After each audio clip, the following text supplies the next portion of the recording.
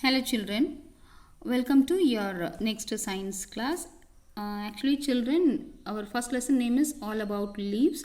We have completed two classes and third class I have sent, but some children said it is not clear, but for few it is okay, they were able to follow, but few called me and said they couldn't get the proper video. So just the third part again I'm just revising for that purpose. So our lesson name is all about leaves, and we have studied what is leaf, what are the parts of the leaf, what are the different types based on the ribs or based on the shape, everything, right? Now we'll go to the next thing, that is the functions. Okay, and the last type also we will see simple and compound leaf. This is like the number of leaves attached with the main branch. Okay, based on that you can divide, you can give a name like simple leaf and compound leaf. Now we will revise this paragraph one time, then and proceed. Now take your book children, content book, page number 4. And as usual, I will read, you will keep your fingers on the words whenever I read. When I read, you should not see your phone, you have to keep your finger on the words which I am reading, right? Simple and compound leaves. Plants like mango and hibiscus have simple leaves. A simple leaf has a single leaf blade that is connected to the stem by the stalk. In a compound leaf, the leaf blade is divided into many leaf blades. Each small leaf is called a leaflet. All these leaflets connect to the stem with one stalk. Plants like the rose and palm have compound leaves. So, with the stem, only one leaf, one big leaf is attached, means you can call it as simple leaf. But on the branch of the stem, a small stick, then with that many small leaves, if it is attached, you can call it as compound. Compound means group of leaves, and the size will vary. If it is a simple leaf, for sure it will be big. If it is a compound leaf, the leaves will be very small. You cannot call this as a leaflet, because it's a small, no, we can call it as leaflet. Okay, then we'll come to the next last paragraph of this lesson, functions of a leaf. Again, what you meant by function? Function means work. What is the work done by the leaf? See, in our body we have different organs and they do different work, right? Your legs are used to walk. Your hands are used to carry things, catch things. Your nose is used to smell, take air, breathe, right? Like that, if you take plant body, their body also have different function. For example, you take roots. Roots will absorb water from the ground. It will hold the plant with the soil. That is function for the root. Then coming to the stem, it is holding the entire tree.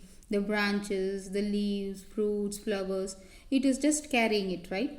Like that, each and every part has different work. In that, what is the work of the leaf? That is, what is the function means work of the leaf. We will read this and know about that. Okay. Keep your fingers again. Leaves make food for the plant. Many plants have green leaves. Leaves uses sunlight, air and water to make food for them, for the plant. There are many tiny openings on the leaf. These openings help plants to take in and out, give out gases. So, the main function work of the leaf is preparing food. Preparing food in the sense, we eat plants, right?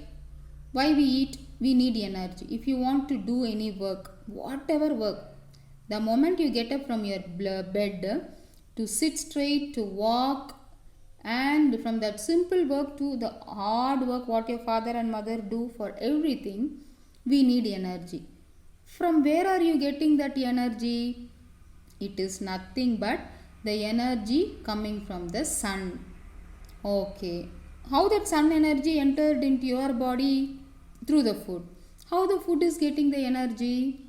Through the process of the plants called photosynthesis, that is preparation of food. Even if you eat non-veg items, chicken, the chicken will eat, the hen will eat plants, right? So the plants will attract sunlight, it will save in the leaf, stem or fruits or flowers. Then we will eat that, and that sun energy will pass to our body. If you are a non-vegetarian, when a hen or goat eats plant, the sun energy will go to the hen or goat body, it will be stored there. Again, when you eat, that sun energy will enter into your body, and when you run or write or do any work, that energy only used. So now I think you will understand the importance of leaf, right? Okay. How the leaf is trapping the sun energy? See, if you have a small brother or sister, small baby, and when you walk on the road, if they run, you and your brother, one more brother is going, okay, you just imagine, if they run, to catch them, what will you do? You will catch your small brother in middle, and one side you and another side, another brother can stand and hold, right? Then what will happen? If you hold that small brother's hand tight, can that child run? No. Just like that, the sun energy cannot stay as such. Always it will move here and there. Then what the leaf will do, listen carefully, you have to understand this. In higher class you will learn in detail. The sun energy will be attracted by the leaves and with the air and the water. Okay, the energy will be trapped. I told you, no, your one brother holding other two brothers two sides. Like that, sun energy will be in the middle. One side air, one side water will hold the energy, store in the leaf. Now when a hen eats that leaf in the sense, I am telling, for example, after preparing, the leaf will pass the food to the entire body of the plant. So in the stem, in the fruit, flower, everywhere the food will be stored. So if you eat any vegetable, it is going to be a part of plant, so that energy will come to your body. Okay, so the main function of the leaf is preparing food. And one more thing, there are some openings in the leaf. Through that only this air will go.